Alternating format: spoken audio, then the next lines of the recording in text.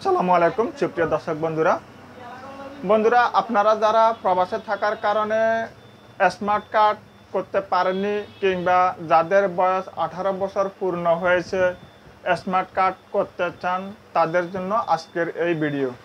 বন্ধুরা, আজকের এই ভিডিওতে আমি আপনাদেরকে দেখাবো কিভাবে স্মার্ট কার্ডের জন্য আবেদন করতে হয়।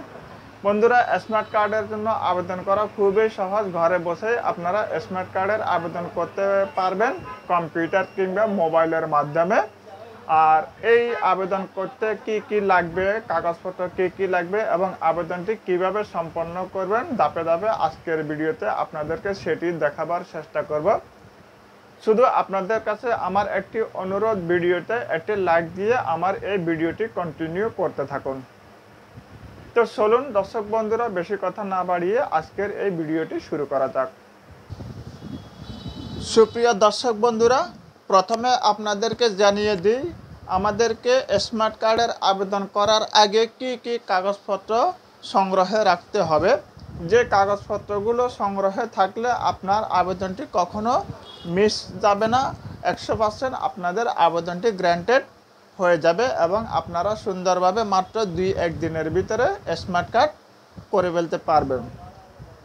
বন্ধুরা, আবেদন করার আগে আমাদেরকে যে কাজটি করতে হবে সেটা হচ্ছে প্রথমে আমাদেরকে একটি অনলাইনে আবেদন সাবমিট করতে হবে।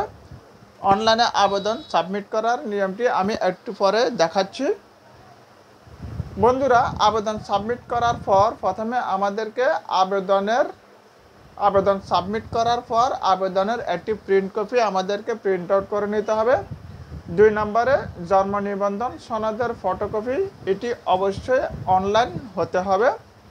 3 নম্বরে নাগরিকত্ব সনদের ফটোকপি অর্থাৎ একটি চেয়ারম্যান সার্টিফিকেট, যেটি ইউনিয়ন থেকে নিতে পারবেন। 4 নম্বরে শিক্ষাগত যোগ্যতার সনদ যদি থাকে, অর্থাৎ যাদের শিক্ষাগত যোগ্যতা 8ম শ্রেণী কিংবা SSC পাস সার্টিফিকেট আছে, সার্টিফিকেটের ফটোকপি নেবেন। 5 নম্বরে পিতামাতার জাতীয় পরিচয়পত্রের ফটোকপি, অর্থাৎ আপনাদের পিতামাতার, আবেদনকারীর পিতামাতার জাতীয় পরিচয়পত্র। 6 নম্বরে ইউটিলিটি বিল, অর্থাৎ বিদ্যুৎ বিল, গ্যাস বিল, পানির বিল ইত্যাদি যে কোনো একটি বিলের ফটোকপি নিতে হবে। 7 নম্বরে পাসপোর্ট কিংবা ড্রাইভিং লাইসেন্স যদি থাকে, অর্থাৎ আপনাদের যদি কারো যদি পাসপোর্ট কিংবা ড্রাইভিং লাইসেন্স থাকে সেটিরও ফটোকপি নিতে পারেন, এটা যদি থাকে। 8 নম্বরে চৌকিদারি ট্যাক্সের ফটোকপি, যেটা আপনারা ইউনিয়ন বোর্ড অফিস থেকে নিতে পারবেন।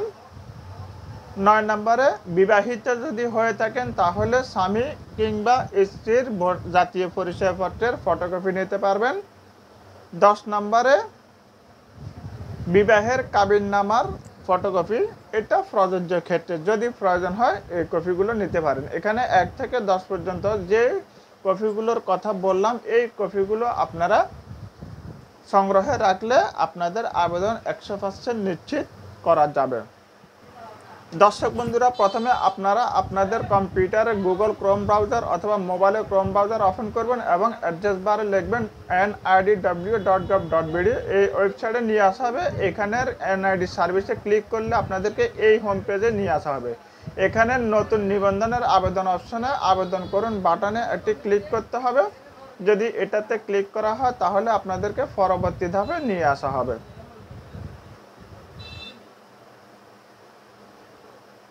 বন্ধুরা, আমাদেরকে এই ধাপে নিয়ে আসা হলো। এখানে আবেদনকারীর পুরো নাম ইংরেজিতে লিখতে হবে। সার্টিফিকেট থাকলে সার্টিফিকেটের অনুসারে, অথবা পাসপোর্ট থাকলে পাসপোর্টের অনুসারে আপনারা, অথবা জন্ম নিবন্ধনের অনুসারে পুরো নামটি লিখে নেবেন। এবার এই পুরো নামটি লেখার পর নিচে জন্ম তারিখ দিতে হবে। আমি এখানে পুরো নাম এবং জন্ম তারিখ টাইপ করে দিলাম। টাইপ করে দেওয়ার পর বহাল বাটনে ক্লিক করতে হবে।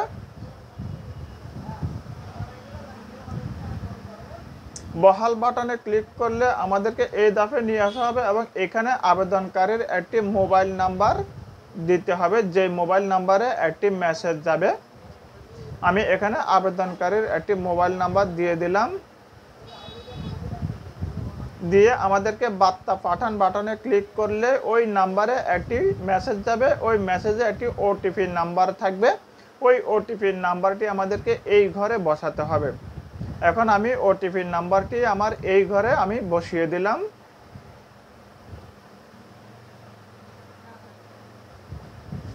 বসিয়ে দেওয়ার পর আমাদেরকে বহাল বাটনে ক্লিক করতে হবে। ক্লিক করলে আমাদেরকে এই ধাপে নিয়ে আসবে। এখানে একটি ইউজার আইডি এবং পাসওয়ার্ড দিতে হবে। পাসওয়ার্ড দেওয়ার ক্ষেত্রে অবশ্যই মনে রাখবেন একটি ক্যাপিটাল লেটার এবং একটি স্মল লেটার ব্যবহার করবেন এবং সর্বনিম্ন 8 ডিজিটের পাসওয়ার্ড ব্যবহার করবেন নিজের মতো করে। আমি এখানে ইউজার আইডি এবং পাসওয়ার্ড কনফার্ম পাসওয়ার্ড টাইপ করে দিলাম। দেওয়ার পরে বহাল বাটনে ক্লিক করলে আমাদের এই ধাপটি শেষ হয়ে এখানে আসবে। এখানে প্রোফাইল লেখা দেখতে পাচ্ছেন, এখানে ক্লিক করতে হবে এবং এডিট বাটনে ক্লিক করতে হবে। তাহলে আমাদের সামনে এই ধরনের একটি ফর্ম চলে আসবে। এই ফর্মটি আমাদেরকে যথাযথভাবে পূরণ করতে হবে। অবশ্যই জন্ম নিবন্ধন সনদ অনুযায়ী আমাদেরকে এই ফর্মটি পূরণ করতে হবে। আমি এখানে জন্ম নিবন্ধন সনদ অনুযায়ী আবেদনকারীর নাম বাংলাতে লিখে দিচ্ছি।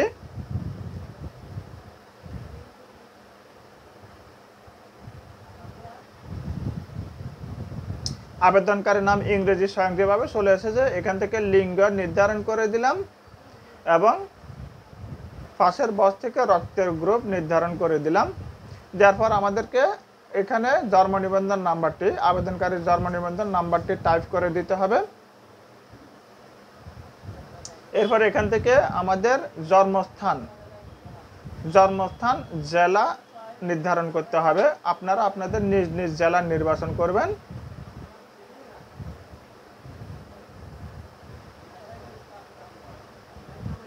বাস, জন্মস্থান জেলা আমি নির্ধারণ করে দিলাম।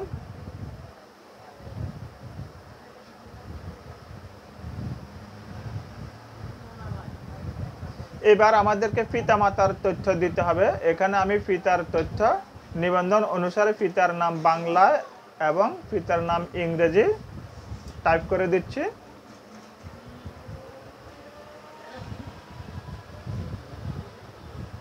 দেওয়ার পর আমাদেরকে পিতার এনআইডি কার্ডের যে নম্বরটি আছে ওই এনআইডি কার্ডের নম্বরটি আমি এখানে টাইপ করে দিচ্ছি।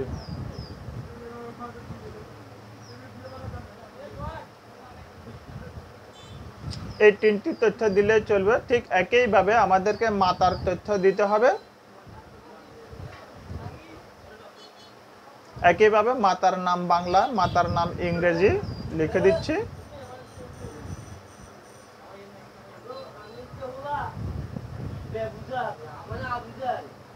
এবং মাতার এনআইডি কার্ডের নম্বরটিও লিখে দিচ্ছি।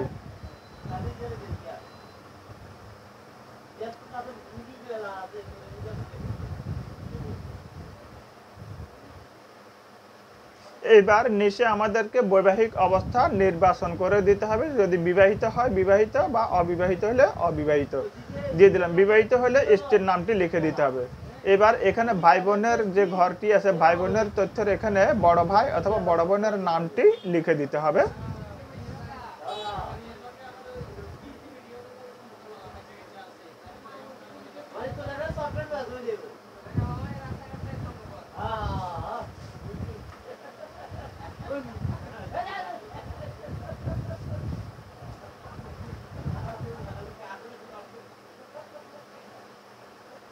বাস, এই ধাপটি পূরণ হওয়ার পর আমাদেরকে পরবর্তী বাটনে ক্লিক করতে হবে। এবার এখান থেকে আমাদেরকে শিক্ষাগত যোগ্যতা নির্বাচন করে দিতে হবে। এরপর আবেদনকারীর পেশা নির্বাচন করে দিতে হবে। আবেদনকারীর যদি কোনো অক্ষমতা থাকে দিতে হবে, না হলে নাই লিখে দিলে চলবে অন্যান্যতে ক্লিক করে। শনাক্তকারী চিহ্ন না থাকলে নাই লিখে দিলে চলবে। এগুলো দিলে ইচ্ছা, না দিলে ইচ্ছা। এবার আর এখানে শুধু আরেকটা অপশন যেটা ধর্ম, আর বাকি কিছু দেওয়া লাগবে না, শুধু ধর্ম নির্বাচন করে দিয়ে আমাদেরকে পরবর্তী বাটনে ক্লিক করতে হবে। পরবর্তী বাটনে ক্লিক করলাম। ক্লিক করার পর এখানে আমাদেরকে ঠিকানা দিতে হবে। প্রথমে এখান থেকে দেশ নির্বাচন করে দিতে হবে। আমি বাংলাদেশ নির্বাচন করে দিলাম এবং ভোটার ঠিকানা স্থায়ী অথবা বর্তমান যেটা দিতে চান সেটা দিবেন। আমি এখানে স্থায়ী নির্বাচন করে দিলাম। এরপর আমাদেরকে এখানে বর্তমান ঠিকানা নির্ধারণ করে দিতে হবে। প্রথমে বিভাগ দিতে হবে, তারপরে জেলা নির্বাচন করতে হবে, তারপরে উপজেলা নির্বাচন করতে হবে, তারপরে RMO অর্থাৎ যদি পল্লীতে গ্রামে বসবাস করেন পল্লী নির্ধারণ করে দিতে হবে। এরপর এখানে ইউনিয়নের ঘর থেকে ইউনিয়ন নির্বাচন করে দিতে হবে। এরপর গ্রাম মহল্লা মৌজা মহল্লা নির্বাচন করে দিতে হবে। এরপর ওয়ার্ড নম্বরটি লিখে দিতে হবে, অবশ্যই ওয়ার্ড নম্বরটি ইংরেজিতে লিখবেন। এরপর আমাদেরকে গ্রাম নির্বাচন করে দিতে হবে।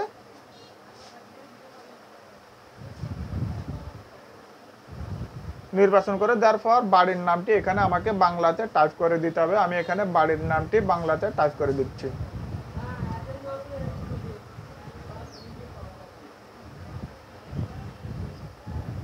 টাইপ করে দেওয়ার পর আমাদেরকে এখান থেকে ডাকঘর নির্বাচন করে দিতে হবে। বন্ধুরা এখানে একটা কথা বলে রাখি, কারো যদি ডাকঘর যদি না থাকে তাহলে এখানে কোনো কিছু নির্বাচন করার প্রয়োজন নাই। আমি এখান থেকে একটি ডাকঘর নির্বাচন করে দিলাম। ঠিক একইভাবে আপনারা স্থায়ী ঠিকানাও একই সেমভাবে পূরণ করে নেবেন। এভাবে বর্তমান ঠিকানা এবং স্থায়ী ঠিকানা দুটোই সঠিকভাবে পূরণ করে নেওয়ার পর একবার দেখে নেবেন। দেখে নেওয়ার পর এইবার আমাদেরকে পরবর্তী বাটনে ক্লিক করতে হবে। আমরা পরবর্তী বাটনে ক্লিক করলাম। পরবর্তী বাটনে ক্লিক করার পর এই ধাপে আসবে। এই ধাপে কাগজপত্র দেওয়ার কোনো প্রয়োজন নাই। আমরা আবার পরবর্তী বাটনে ক্লিক করলাম। পরবর্তী বাটনে ক্লিক করার পর এবার আমরা সাবমিট বাটনে ক্লিক করলে আমাদের আবেদনটি সাবমিট হয়ে যাবে। আবেদনটি সাবমিট হওয়ার পর ডাউনলোড বাটনে ক্লিক করে আমাদেরকে আবেদন ফর্মটি ডাউনলোড করতে হবে এবং আবেদন ফর্মটি যেখানে ডাউনলোড হয়েছে সেখান থেকে আমাদেরকে ওপেন করতে হবে। ওপেন করে প্রিন্ট আউট করে নিতে হবে। বন্ধুরা এই হচ্ছে আবেদন ফর্ম। তো দর্শক বন্ধুরা দেখলেন খুব সহজে আবেদনটি কীভাবে করা যায়। এইভাবে আপনারা মোবাইলের মাধ্যমে মোবাইলে গুগল ক্রোম ব্রাউজার ব্যবহার করে মোবাইলের মাধ্যমে আপনারা আবেদনটি সাবমিট করে নিতে পারেন। তো বন্ধুরা ভিডিওটি ভালো লাগলে ভিডিওটি অবশ্যই লাইক দিবেন এবং কেউ যদি চ্যানেলটি সাবস্ক্রাইব না করে থাকেন চ্যানেলটি সাবস্ক্রাইব করে রাখবেন। আগামীতে আরও নিত্য নতুন ভিডিও নিয়ে আপনাদের সামনে হাজির হব ইনশাল্লাহ। ততদিন পর্যন্ত ভালো থাকুন। আল্লাহ হাফেজ।